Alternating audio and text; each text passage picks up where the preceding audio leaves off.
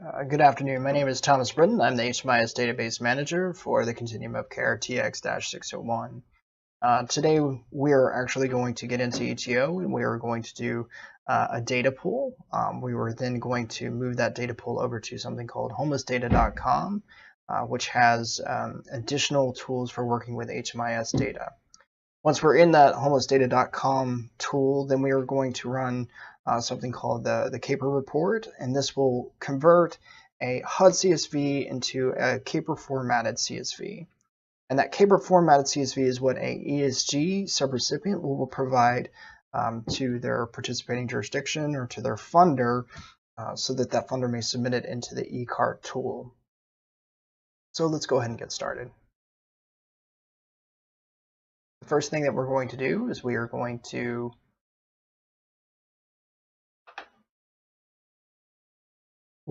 log into ETO. Once in ETO, we are going to go ahead and navigate to the program that we're interested in. We're going to use Catholic Charities as a test for today. Once we are in Catholic Charities site, we are going to go to Reports, down to Manage HMIS Data Pools. Now, to create a data pool, we're simply going to click on Create Data Pool. We are going to select the 4.1 HUD CSV version. It's very important for the CAPER tool to work correctly with the data. It needs to be in this 4.1 format. We're going to leave the hash status as unhashed. We are going to select what is appropriate for our data. If your ESG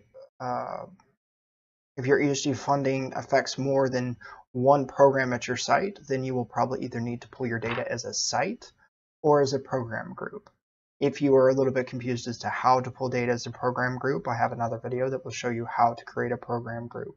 But you would simply select program group, and then you'll have given your program group a name, and then you would select that program group for the subsequent menu. For the sake of this example, though, we're just going to select this program. So at this time, this is going to pull data just for this CCESG program. We would select the date range. Now, this date range is going to be specific to your funder, so you will need to get the appropriate date range from your funder. Don't just copy what we have here. So once we've got the date range selected, we're going to click Submit, and at this point, the data will begin to pull.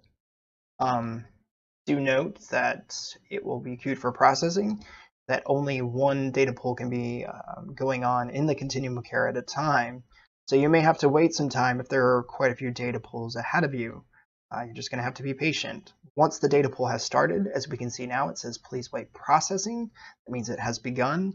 At that point, for a year's worth of data, it should take under 15 minutes. I should say one program that has a year's worth of data should be under 15 minutes. We're going to go ahead and skip ahead and look at the data after it has been pulled. So as you can see, the data has completed. We know this because it has a little check bar or a little check mark next to it. At this point, what we need to do is we need to move the data from ETO to this other tool that ETO has purchased to kind of work with ETO.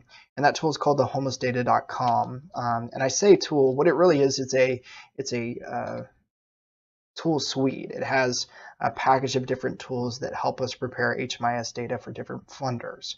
Today we're focused on the CAPER. So we move the data over to this new homelessdata.com by clicking on reporting.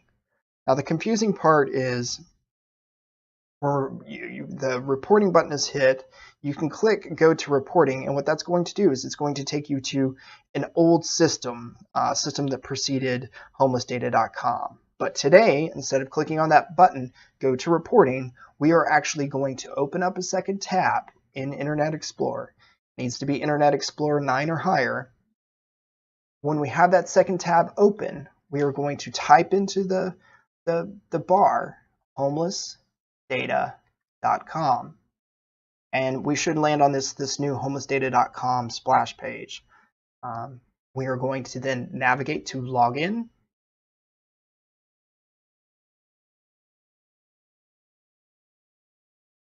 And here we have the login page for homelessdata.com. Now your login information should be the same as the old tool suite called Agency Dash. If you no longer have that login information, it's best that you get with the HMIS office through a help desk request, requesting that you have an account created. However, one important difference between the old Agency Dash and this new homelessdata.com is that in Agency Dash, the HMIS office could reset your password. We could change your password for you. Unfortunately, homelessdata.com does not give us that option.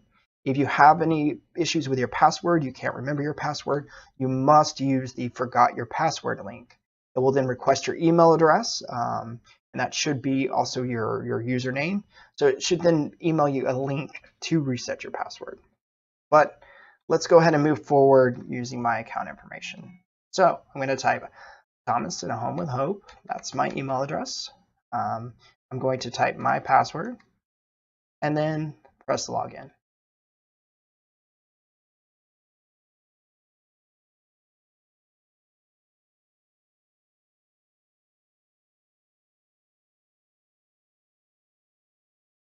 So I'm going to type my email address and my password and press login.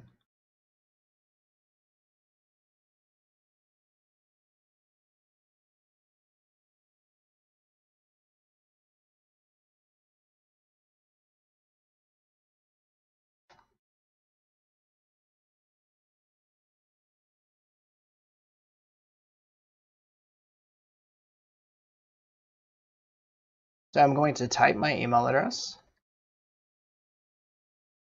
and enter my password and press login. Now, if those of you who use Agency Dash, this may look somewhat familiar to you, but I'm going to go ahead and take you on a quick tour of this new homelessdata.com. The first thing we want to look at is this option over here called data. This data is going to be all the data that we have moved over, all the data pools that we have moved over from ETO into this homelessdata.com tool. So the way you would know if your data has moved over correctly is you're looking at the export ID. Coming back to our ETO software tab, we can see that this export ID, that the export that we just completed, the export ID on that is right here, 2255, is listed right here, 2255, meaning the data that came out of this ESG homeless prevention program has moved over to homelessdata.com correctly. And I say correctly, the little green check mark right here where it says ready, that's indicating that the data has moved in correctly. You may have this exclamation mark that says error. That is due to the data not being formatted correctly. At that point, you will need to contact your HMIS, the HMIS office, so that we can help you troubleshoot what's going on there. Okay. So we've covered a lot. So let's recap real quickly. We do our data pool in the ETO software for the information, for the period that we're looking to report on. It needs to be the date range that our funder requests. It needs to be in the version format 4.1. When we've finished our data pool, we are going to click on reporting. Now, it's important, and you may ask, why do we need to click on reporting when that's just trying to take us to the old Agency Dash? And Thomas, you told us to go ahead and just type in homelessdata.com. And that is true, but there's two things that happen when you click on reporting. One, it's redirecting you to the old Agency Dash, but it's also moving the data over. So the reason that this export 2255 is in homelessdata.com right now is because we had clicked on that reporting button. So it's very important. So the data has been moved over. We've then logged into homelessdata.com. We've clicked on the data tab here, and we've looked to see that our export has actually been brought in correctly. So at this point, we're ready to run the CAPER tool. Now, just to give you an idea what the CAPER tool does, it's a reporting tool that has an algorithm that runs across the data that you just pulled in, formats it in such a way that you, and by you I mean your funder, can drop it into the eCart tool. Or you can actually pull that CAPER file out yourself, and you can run it through the eCart tool yourself to begin to identify errors, because the eCart tool has a validation system built in, which we'll look at hopefully here in either this video or a future video. And you can see what data errors you have before you ever send it to your funder. And that's probably a best practice there.